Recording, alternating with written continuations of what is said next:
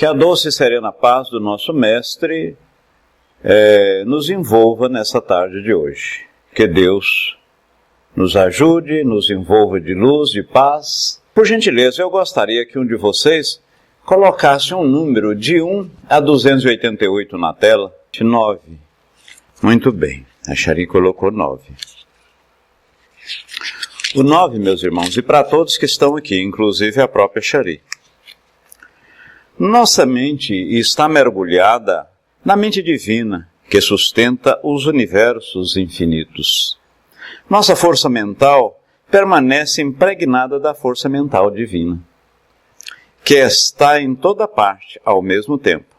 Procure manter-se unido, e essa força infinita jamais será derrotada.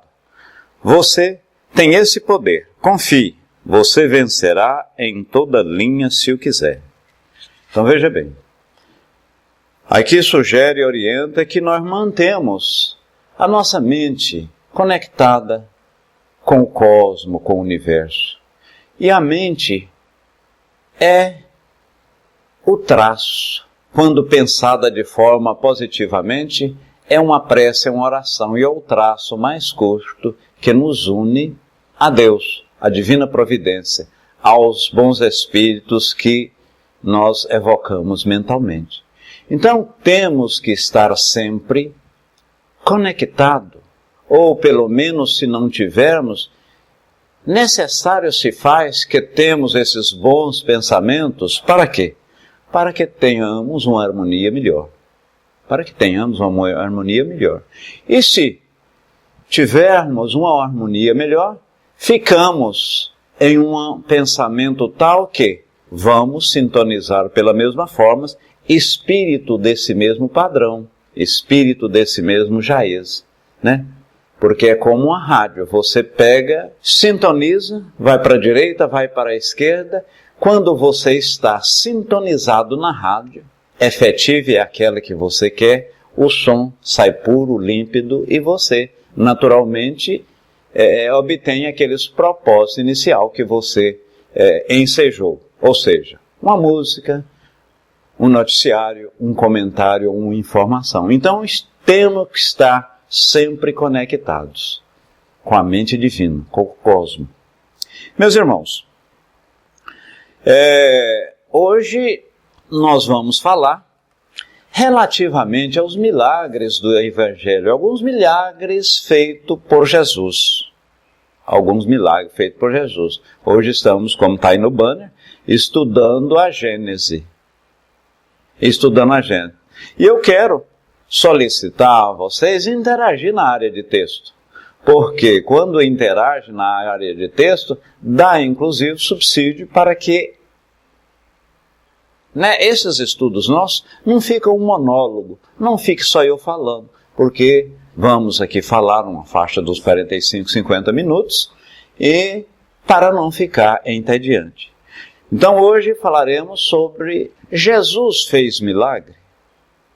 Deus pode fazer milagres? Até que poder, tanto Deus, que é a força suprema, inteligência suprema, criadora de todas as outras inteligências, sim, Ele pode fazer milagre.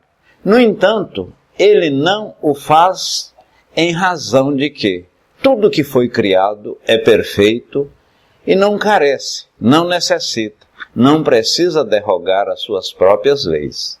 E o que é o milagre? Milagre é alguma coisa extraordinária, alguma coisa estupenda, alguma coisa que pode sensibilizar e tornar uma coisa inacreditável.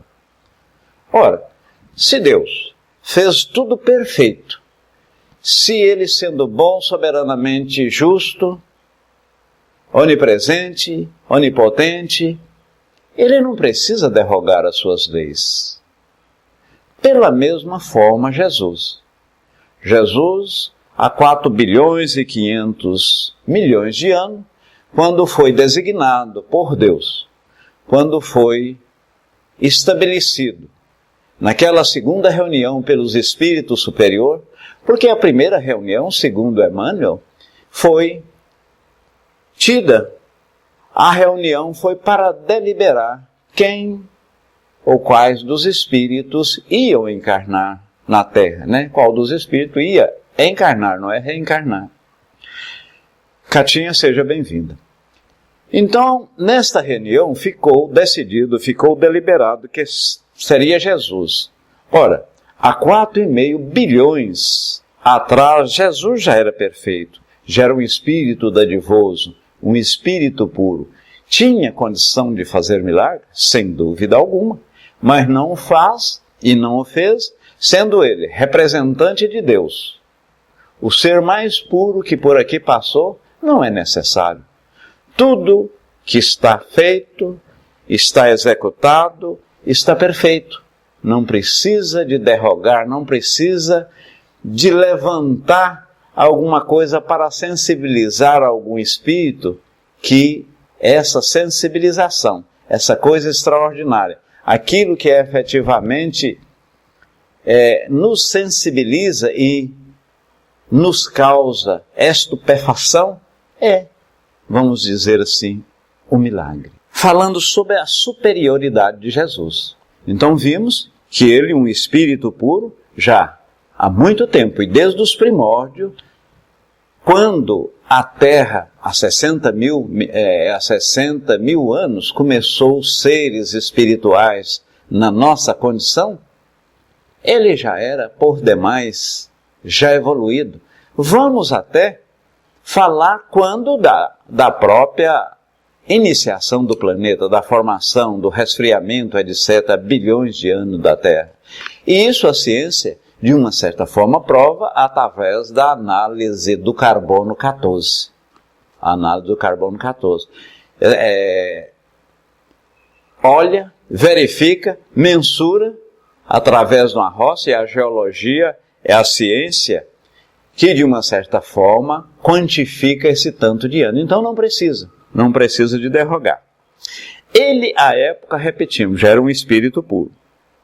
O fato que os evangelhos relatam e que foram até hoje considerados milagrosos pertence, na verdade, na maioria dos casos, fenômenos psíquicos. Pessoas que à época não entendiam aquelas ocorrências e vendo aquilo se deparar, se defrontar a seus olhos e não entendendo, milagre tornaria milagre aquilo era. Em outras palavras, com um determinado fenômeno, quando eu não sei explicar aquele fenômeno, e até hoje, né, essas pessoas com véu, cujo véu do entendimento ainda está totalmente baixo, ele fica apreensivo e leva aquilo para o campo dos milagres. Todavia, quando nós vamos levantando a cortina, levantando o véu, explicando a ocorrência daquele fenômeno, o fato milagroso, ele desaparece. O fato milagroso desaparece. Na verdade, não há milagre nesse aspecto. Sem nada pré-julgar quanto à natureza do Cristo, natureza cujo exame não entra no quadro aqui de estudo, dessa obra do estudo, né? Porque há estudiosos onde diz que a natureza de Cristo é fluídica e que ele não veio como propriamente corpo, era um espírito. Nossa Senhora, sua mãe, não ficou grávida e não sentiu as dores quando da crucificação, etc, etc. Nós não vamos entrar nessa natureza. Nós vamos falar dos milagres propriamente dito, ou de algum deles, e tratando-o como um ser, um irmão em corpo encarnado como nós. Muito embora nós já fomos aqui reencarnados, já reencarnamos várias vezes, então denominamos reencarne. O caso de Cristo, de Jesus Cristo, foi uma só vez, tanto é que sem nada pré-julgar relativamente à natureza de Cristo, né, pelos imensos resultados que produziu a sua encarnação nesse mundo, forçosamente há de se ter uma dessas missões que a divindade ocasionalmente ou de muito quando em quando tem. Ele foi, conforme dissemos no início dos nossos estudos, os espíritos superiores, os espíritos dadivosos o reuniram por 2 vezes. Uma, em primeiro lugar, para a criação do orbe terra. E, em segundo lugar, para designar, vamos dizer, destinar um espírito à vinda de Jesus propriamente dito, porque a coisa estava assim, falar ao nosso adjetivo, uma balbúrdia, como efetivamente ainda não está. Porque como ele deixou, Jesus não falou, não indicou, não sugeriu nenhuma religião. Ele simplesmente foi ou é o nosso guia e modelo. Ele deixou-nos o exemplo a seguir. Ele não falou que o espiritismo, o catolicismo, o protestantismo, o budismo, o islamismo ou qualquer uma das religiões era melhor que a outra. Ele deixou o exemplo. Ele deixou o exemplo de amor, de bondade e de caridade. Jamais deixou tipificado, parametrizado uma religião para seguirmos. Uma religião para seguirmos. Agiria Jesus nesse aspecto como um médium? Ele, por exemplo, poderia ser o médium?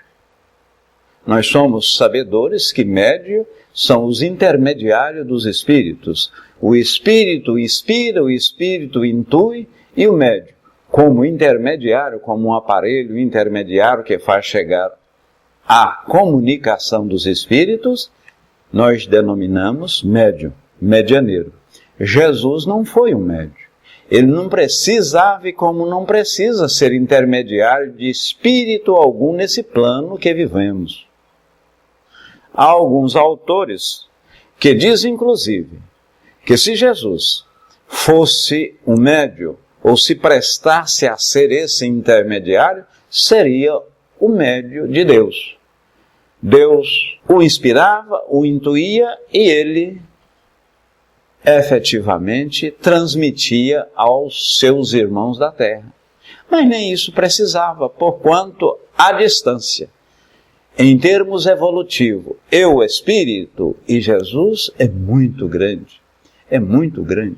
Há 4,5 bilhões de anos atrás, quando o orbe terra foi constituído, ele já era um espírito dadivoso. Ele já era um espírito que tinha uma evolução extraordinária, muito distante da minha evolução. Imagina com esse passar, com esse perpassar dos bilhões de anos. Eu estou vendo a sala muito quietinha e eu gostei.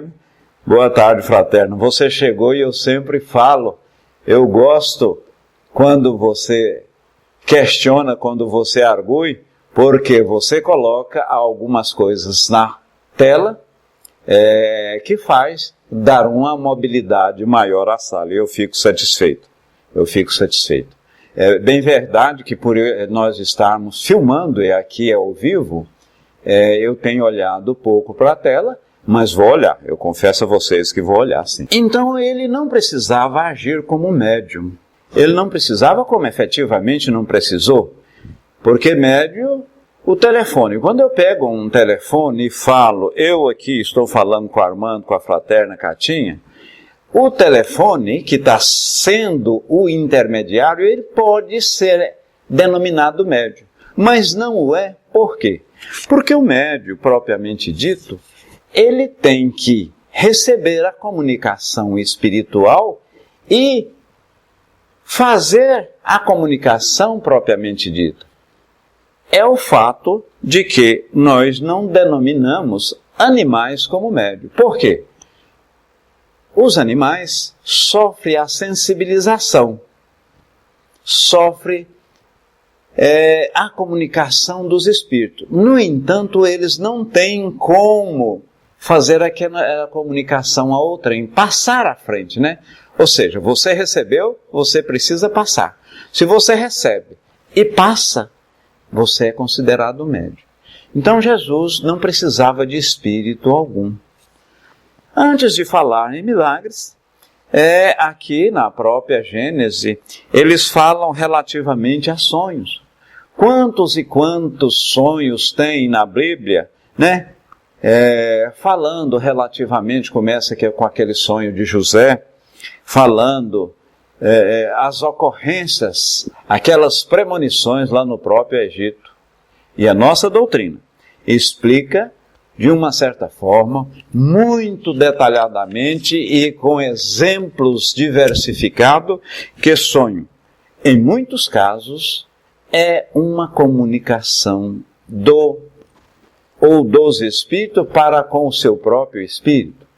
O seu espírito, entre aspas, porque você é um espírito, ao dormir, o seu corpo físico está descansando. E o espírito, em desdobramento, tem tratativa, tem interrelacionamento com outros espíritos. Então pode, naturalmente, aqueles espíritos amigos, aqueles espíritos que estão num grau superior ao seu, em sendo oportuno, em havendo necessidade, você pode ter essa comunicação.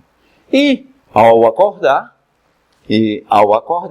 você implementa aquilo que lhe foi passado em sonho. Mas então previu-se um acidente, no caso lá, 7 anos de secas, que José interpretou o sonho ao rei, né? 7 anos de fartura, etc. Então, a doutrina espírita explica que são comunicação de espíritos. Mas devemos aqui, Tic-Tac, seja bem-vindo. Saudade de você. É oportuno ressaltar que nem tudo aquilo que a gente sonha são comunicações espirituais. Ou por outra, é o nosso espírito tendo relacionamento com outro espírito. A maioria das vezes o sonho propriamente dito é relativo a conturbação, pensamento, o seu coração está assim um pouco apertado, você deitou e dormiu preocupado com determinada coisa, então são reflexos neuronais, né? Ou reflexos nervosos do seu ego. Aquilo que você deitou preocupado, aquela preocupação, aquilo que você não realizou, ou por outra, aquilo que você tem ou pensa em realizar, então você deitou preocupado, pode naturalmente sonhar. Deixa eu ver a área de texto. A Chari coloca aqui, durante o sono a alma penetra momentaneamente no mundo espiritual, entrando em contato com os espíritos afins, encarnado ou desencarnado. E veja bem que no sono eu posso, e foi muito bem colocado, entrar em contato com o espírito encarnado. Eu faço parte de uma sessão mediúnica, e num determinado dia lá, nós tivemos literalmente incorporação de um amigo que não pôde ir na reunião e ficou caracterizado que era ele. A médio totalmente, muito inconsciente, muito mecânica, ficou caracterizado. Então por que eu disse isso? Porque quando do sono, eu posso entabular conversação, relacionamento com pessoas encarnadas, espíritos encarnados. Até porque esses espíritos encarnados podem estar na mesma situação que a minha, desprendida do corpo físico. Desprendida do corpo físico. Se alguém vos disser qualquer coisa, responderei que o Senhor precisa deles e logo deixará que os conduzais. Então, não tem essa de a pessoa sonhar e começar a passar receita, eu fazer interpretação, porque o espírito, sobretudo esses espíritos mais evoluídos, ou pelo menos mais evoluído do que o meu espírito, o nosso espírito, aquele espírito que anima o nosso corpo, eles não prescrevem data, não diz para você fazer isso ou aquilo assim determinadamente, não estipula prazo. Isso são coisas de espíritos brincalhões, zombeteiros, galhofeiros, espírito que quer, de uma certa forma, brincar conosco. Tic-Tac diz o seguinte: os espíritos podem comunicar com pessoas mesmo não sendo médium? Veja bem a pergunta que o Tic-Tac faz. Os espíritos podem comunicar com a pessoa mesmo não sendo médium? Até que essa comunicação pode ocorrer. Pode ocorrer, no entanto, você não tem ou não sabe dar sequência a essa comunicação. Por exemplo, todos nós, Tico e Teco, temos um anjo da guarda, nós temos um anjo protetor, nós temos um espírito que nos direciona, nos encaminha, nos intui, né? Nos esclarece sempre para o bem. Eu sempre estou ouvindo, eu sempre estou sendo sensibilizado por esse espírito. Eu muitas vezes não sou médium, eu tenho aquela impressão que ele está comunicando comigo, e não só a impressão, é uma intuição. Porque, na verdade, a rigor, a parte intuitiva quase todos são. Justamente porque todos têm um espírito ou espírito familiar, e eles constantemente estão nos sugerindo, estão nos direcionando, estão nos impulsionando ao bem. Então sim, a resposta é sim. Podemos ser influído e influenciado, e somos mais do que imaginamos. De ordinário, a espiritualidade diz: somos nós que vos dirigimos. Evidentemente, respeitando o nosso livre-arbítrio. Então, naturalmente, pode nos sensibilizar, pode nos influenciar sem nós não sermos médios. Nesses sonhos há o desdobramento, a dupla vista, né? Jesus, reunido com os apóstolos, ele disse o seguinte: estamos aqui e um de vocês vai me trair. Porventura sou eu, mestre? Sou eu. És tu, Judas.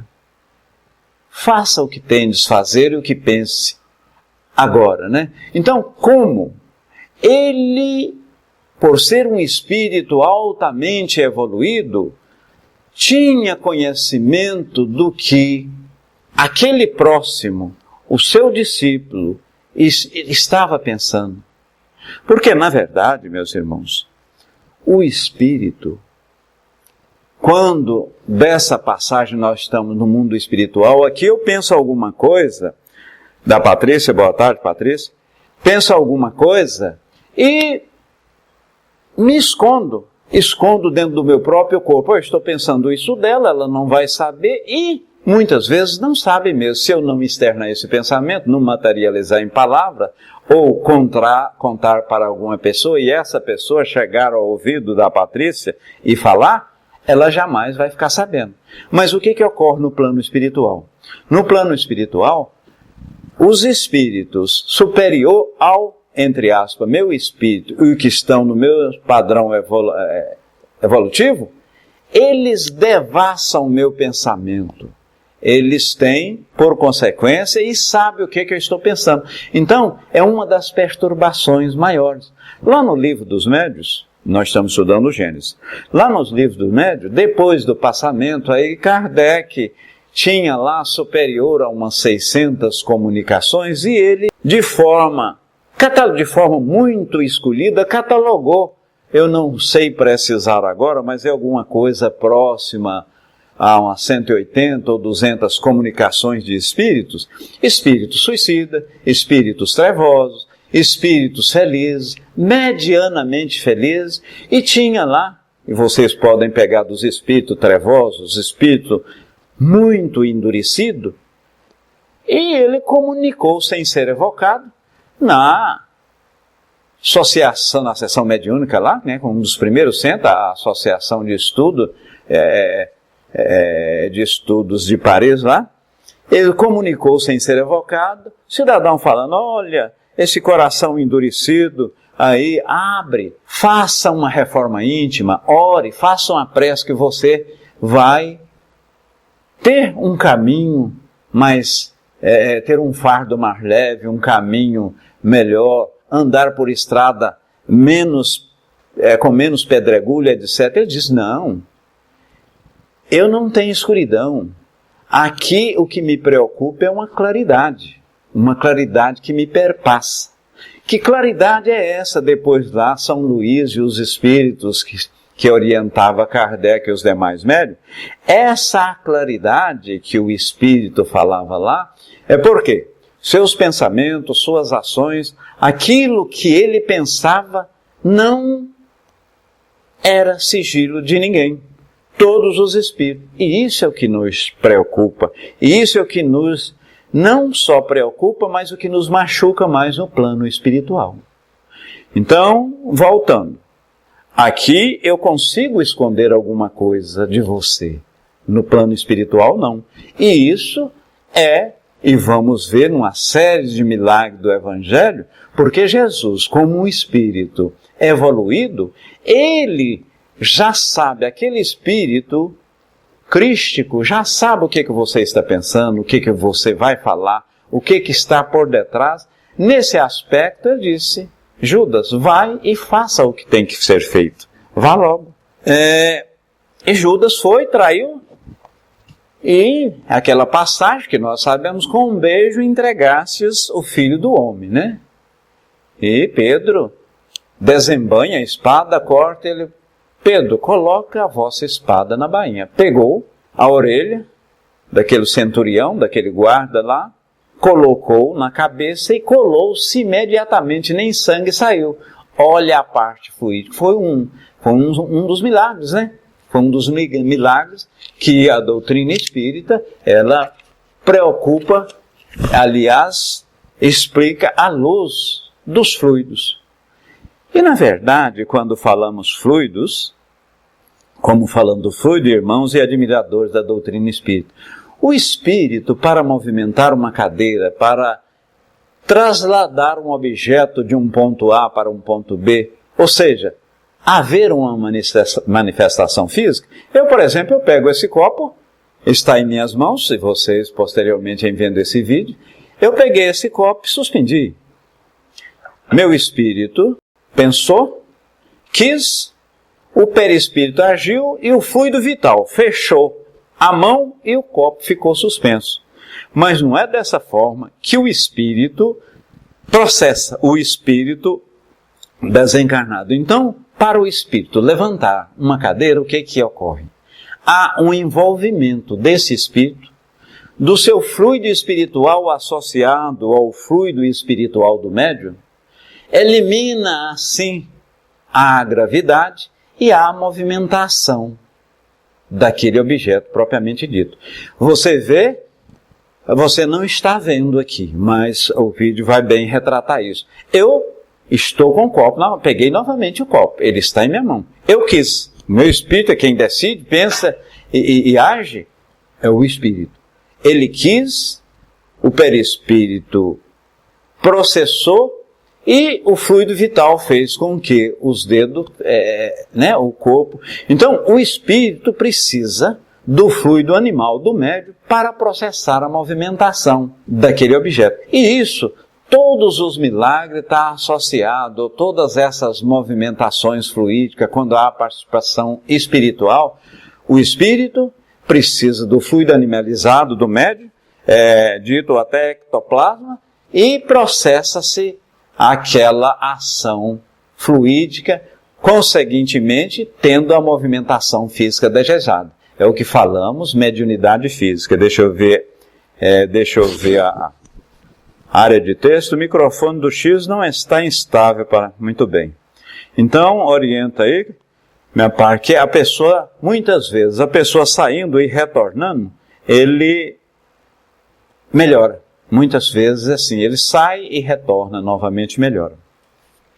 Pois bem, sigamos. Vocação de Pedro, André e Tiago. Interessante, Charlie. O seu PVT abriu aqui, foi uma propaganda. São propagandas, né? Então, muito bem. Nada apresenta de surpreendente esses fatos desde que se conheça o poder da dupla vista, né? Então, o fato de Jesus... Hoje, um médium como Joaquim, Pedro, Tomás, tem a oportunidade, dentro desse caractere ou essa característica mediúnica dele, dupla vista, ele pode ver determinadas coisas em outros locais. Imagina Jesus Cristo. Imagina Jesus Cristo. Então isso aí o Espiritismo explica fácil e diretamente que trata-se de uma dupla vista, uma dupla visão.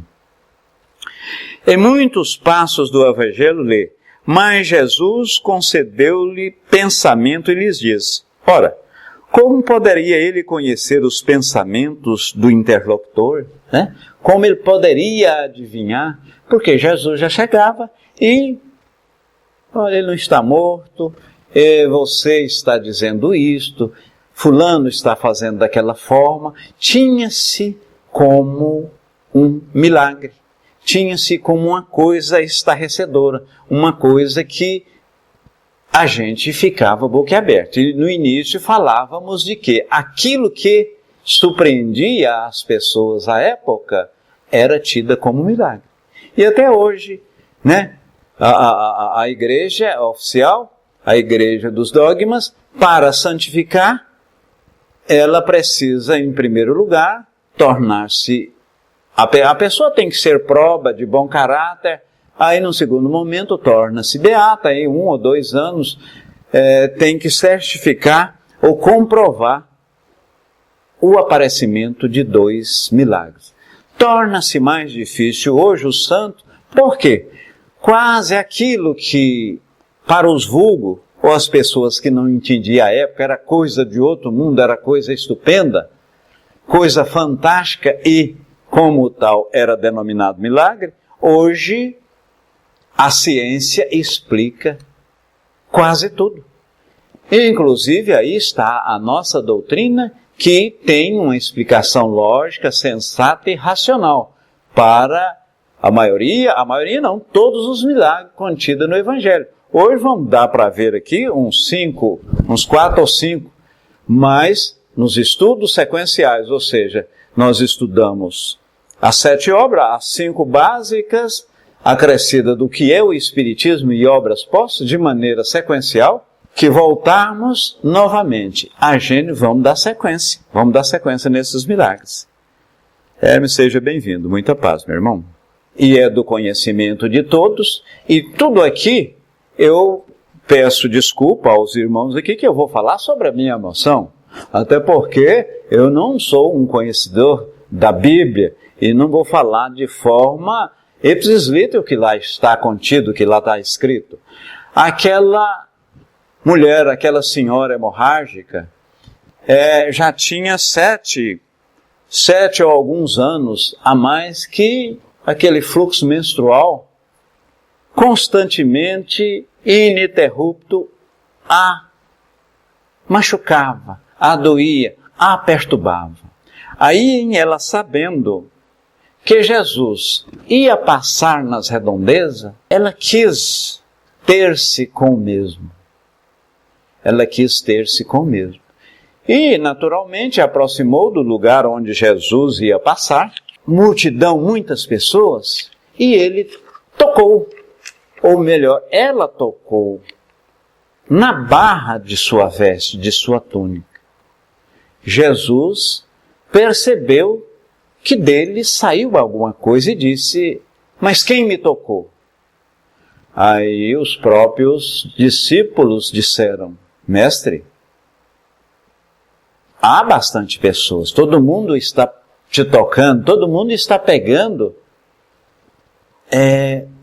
mas eu senti que de mim saiu poder, saiu virtude. Ele sentiu que fluidicamente do seu próprio corpo, do corpo de Jesus, do corpo do Cristo, saiu virtude. Aí ele olhou para um lado, tudo, a mulher falou: fui eu, mestre, fui eu que te toquei. Ele disse: olha, tua fé te curou, vá e não tornes a pecar. Mas aí, o Espiritismo explica que essas curas, elas podem ocorrer de 2 formas. A primeira, pelo querer do curador, ou seja, aí os médios de cura, você há a imposição de mão, e não precisa nem haver a imposição de mão, porque a transferência fluídica de perispírito para perispírito, há o querer do médio curador, ou por outra, a vontade extraordinária do paciente recebedor. No caso em questão, a última coisa, a vontade sincera, leal e com bastante fé dessa hemorrágica em querer curar-se, fez com que virtude saísse do próprio Cristo. Ele percebeu. E nós somos sabedores, e o Espiritismo diz que você pode ser curado através de um médio de cura, através da própria espiritualidade. Porque quando você toma um passo, e aqui agora nós estamos tomando um passo, porque o passo não é simplesmente imposição de mão, não. Somos sabedores que essa distância, que eu estou aqui, que o Marcelo e Luz, a própria Regina Soares, cada um em cada estado, isso para o espírito não tem distância. Por quê? No próprio Livro dos Espíritos, foi perguntado qual a velocidade e qual a maneira que ele movimenta, mais do que o pensamento. Porque nós temos, a ciência fala até a velocidade da luz. A luz tem uma velocidade de 300 mil quilômetros por segundo. O pensamento é superior. Como é a coisa mais rápida que nós concebemos, materialmente falando, o pensamento é energia, energia é matéria, então a espiritualidade superior falou-se da rapidez dos espíritos relativamente ao pensamento. Ora, então, nós estávamos falando de paz. Eu estou tomando um passo. Quando o irmão X está falando aqui, você está pensando de uma certa forma coisas boas, benéficas e extraordinárias, eu estou recebendo.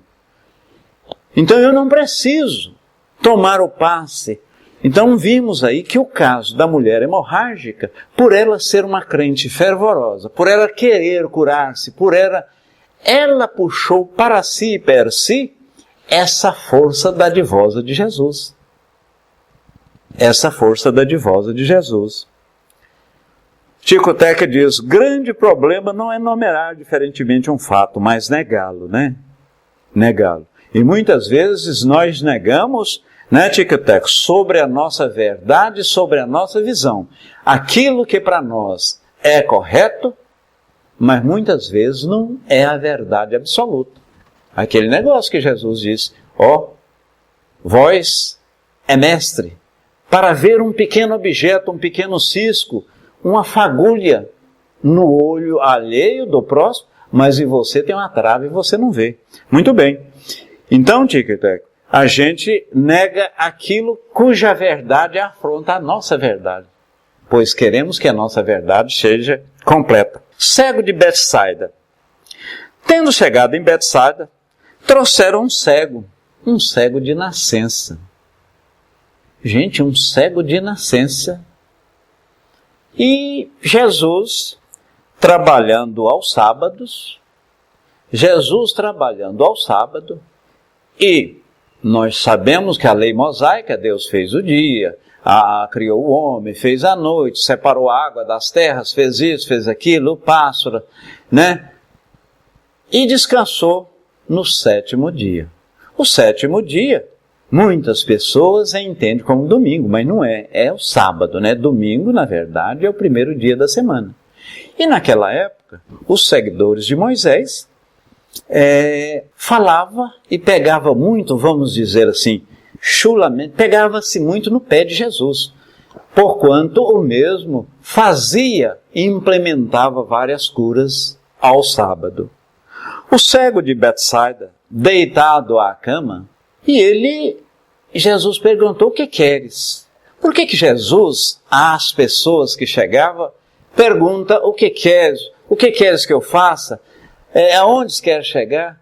Porque, aí que é importante, você precisa manifestar, é o caso da oração, da prece. Eu não vou rezar, eu não vou orar, eu não vou fazer uma prece, porque Deus, Jesus ou espiritualidade superior, sabe o que eu preciso. Lê do engano. Nós precisamos pedir. Aí o cego diz, eu quero ver. Levanta-te dessa cama e anda. E veja, né? Ele levantou, ele levou a cama, ele começou a andar naturalmente, e aí as pessoas que estavam ali do Sinédrio, as pessoas ficaram estarrecidas com aquele ato. Ficaram estarrecidas como? Primeira coisa, só um Filho de Deus vivo pode proporcionar um milagre desse. E por outra, mas ele não é Filho de Deus. Ele não pode ser o Filho de Deus vivo e ser o representante ou enviado de Deus, como as pessoas falam que ele diz. Ninguém conhecerá o reino de Deus se não conhecer a minha palavra. Se está trabalhando no sábado, porque Moisés estava lá muito claro que Deus fez o mundo, em 6 dias descansou no 7º, e não pode trabalhar no 7º. E Jesus olhou para os mesmos e disse, vós, vamos falar na terceira pessoa do Senhor, vocês, quem de vocês não solta a sua cabra, o seu cavalo, o seu animal para pastar no 7º dia?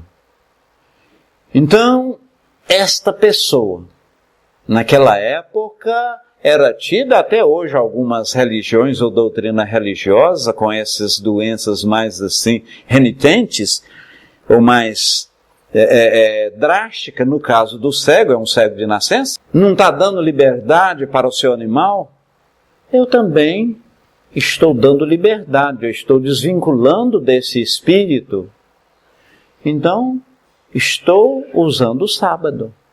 Pois bem, e aqueles doutores da lei, aquelas pessoas que lá estavam, falou, não, nós não acreditamos, mandou chamar os pais daquele cego. E ele esteve, os pais estiveram lá e os mesmos perguntaram, mas ele é cego? Sim, ele nasceu uma criança cego, mora aí com a gente muitos anos, desde o nascimento e tudo, mas como ele está enxergando agora? Ora, pergunte-o. Ele já é uma pessoa adulta, sabe falar, sabe interagir, pergunte-o. E assim foi feito. Pois bem, como que o Espiritismo, a nossa doutrina, explica esse fato? Como a nossa doutrina explica essa ocorrência? Muitas vezes, em função de um erro, em função de um comportamento indevido nessa ou em vida transata, em vida anteriores, nós sofremos, nós pagamos, nós expiamos, nós temos uma provação. Ora, no momento que Jesus disse que os seus pecados estão perdoados, por consequência e concomitantemente, ele não tinha mais dívidas, ele não tinha mais nada a pagar, o cego não tinha mais nada a expiar. Entretanto, e por conseguinte, ele já estava curado, como de fato o curou. Deixa eu ver a área de texto aqui. Só não devemos destruir as verdades que não nos pertencem. Justamente, que a verdade é uma coisa que ela não pode ser dada de uma vez. A verdade é uma luz. E a luz, quando ela é dada de forma muito incidente e forte, obnubila, ofusca a vista da pessoa. Ela é como uma nuvem. Então não pode ser dado. Vocês lembram daqueles casos lá, dos chilenos, né? Foram tirados e gradualmente, eles vieram com a óculos escuro, gradualmente foi dando a luz. Essa é a verdade. Jesus, ele falava em parábolas, falava às pessoas que tinham condição de ouvir e de ver, de forma não parabólica, né? De forma não por parábolas, e aquelas outras pessoas falavam por palavra. Não que ele estava escondendo, não que eles estavam colocando a candeia sobre o alqueire, mas aquelas pessoas tinham de ver. Então essa é a verdade. Lá na frente, Hermes coloca, pela bagunça que vemos até hoje, Deus continua dormindo? Ele coloca. Esse dormir significa a não intervenção em nosso livre-arbítrio. Nós podemos decidir, nós temos que atuar. E a espiritualidade, e até o nosso espírito protetor e dito anjo da guarda, ele interfere, mas não interferindo em nosso livre-arbítrio. Porque senão seria simples. Eu estou dirigindo um carro, tem uma curva, eu não estou vendo o carro que se me depara.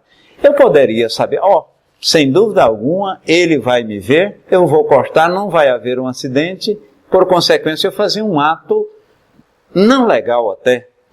Em outras palavras, eu deixaria esses espíritos agirem, e não eu propriamente dito. Isso bateria fortemente contra o meu processo evolutivo, contra a minha educação. Muito bem, lá, Marcelo Luz, livre-arbítrio é uma coisa muito importante, porque é tão importante que, se você está educando o seu filho, se ele quer fazer determinada tarefa, aquelas tarefas que vêm da escola, ele tem, evidentemente que você tem que ser rigorosa e manter o rigor de mãe para filho, de pai para filho, mas ele tem que ter o seu livre-arbítrio também, porque senão você interfere na própria educação. Em outras palavras, se você começar a fazer as suas tarefas, a evolução dele praticamente fica nula. Na semana passada, uma professora de uma das faculdades americanas, ela diz que os filhos que estão nascendo ou se deparando para a sociedade atual está sendo um dos problemas de nós pais. Porquanto nós protegemos tanto esses filhos de tal forma acentuada que estão havendo adultos crianças. Ou seja, os adultos, pessoas de 20 anos, 25, 30 anos, mas verdadeiras crianças, dependendo do pai. Olha o livre-arbítrio. Mas prosseguindo, os 10 leprosos. Os 10 leprosos chegam para Jesus e pedindo clemência, falando que os mesmos sofriam daquela doença e hoje não existe mais, mas até uns 30, 40 anos, a doença de Hansen, a lepra, quando a pessoa estava doente, eles confinavam em uma colônia. Naquela época não era diferente. E Jesus disse-lhes, vai ao Sinédrio e diz que o que vai ou irá acontecer com vocês. Os 10 leprosos começaram a andar e logo perceberam que as suas doenças começaram a sarar. Aquelas feridas foi aos poucos sarando. E, no final, só um voltou para agradecer. Senhor, eu vos agradeço, estou aqui com o coração muito agradecido. Com o coração leve, muito agradecido. Mas Jesus olhou de uma forma contundente e inquiriu-lhes. Mas não eram 10? Cadê os outros 9? E aí, meus irmãos e amados, e por que não dizer admiradores da doutrina, quantas e quantas vezes nós fazemos uma prece louvando, agradecendo a Deus, ou aquele Espírito que intercedeu em nossa cura, ou agradecendo aquela graça recebida. Vou ao centro, ouço a mesma aqui no Pautalk, que é uma fonte extraordinária de conhecimento. Tem o Hangoush agora, que provavelmente num segundo instante nós devemos migrar para lá. Então, quantas e quantas vezes nós agradecemos? Poucas são as vezes. Muitas vezes eu preciso adoecer, ter uma pneumonia, ter um câncer, ter isso, ter aquilo, para sentir, para novamente colocar o carro aos trilhos. Eu preciso adoecer, eu preciso sentir um malefício para, em outras palavras, eu ando descalço, muitas vezes preciso cortar num caco de vidro para saber que preciso de uma sandália ou de um sapato. Infelizmente, aí você redirecionando o seu comportamento pela dor, né? A mulher curvada. Assim, com relação a esse milagre, também foi o efeito dos fluidos. Foi o efeito do fluido. A mulher curvada tinha mais de 18 anos, ela carcomida, curvada, a fronte quase batendo no chão. E Jesus seguiu, ele percebeu que tinha um obsessor, daqueles obsessor ovoide mesmo, que ela estava subjugada, estava possuída, possessa. Kardec não falou em possessão até o Livro dos Espíritos. Porém, Kardec falou em possessão, na incorporação propriamente dita, na Gênese, que a influência, a subjugação é tamanha que há uma possessão. E eu tenho visto isso ocasionalmente, pessoas possessas mesmo, viu, meus irmãos? Pessoas possessas. E a gente, 1, 2 ou 3 médios, gastar aí 20, 30 minutos, até já teve casos de 40, 1 hora, para conseguirmos abrandar aquele espírito. Então, Jesus percebendo, e o fato de Jesus chegar, e o fato daquele espírito, vamos dizer, sair, não perturbar aquela pessoa que já vinha sofrendo anos, ela endireitou-se, andou naturalmente. Também, e pela mesma forma, Jesus promoveu, entre aspas, esse milagre num sábado. Foi objeto de crítica, foi objeto de sarcasmo, porquanto, repetimos, as pessoas, o comportamento religioso da época, a Torá, aquilo que veio de Moisés, direcionava, orientava que as pessoas não fizessem nada em termos de cura, em termos de oração, em termos de trabalho no 7º dia. Por quê? Se assim o fizesse, estaria contrariando o Deus mosaico. O Espiritismo explica isso de que forma? Olha, a depressão, a angústia e muitas vezes aquele descompasso neuronal ou vem através de um descompasso orgânico, celular mesmo.